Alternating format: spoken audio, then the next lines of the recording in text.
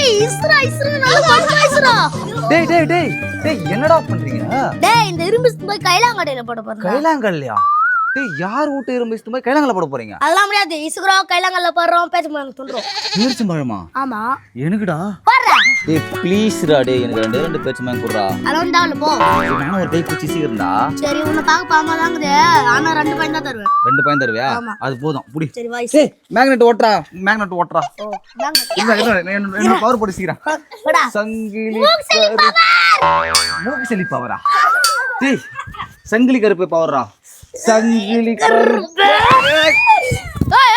ஏய் யார் அது இரும்பு சிங்கித்து?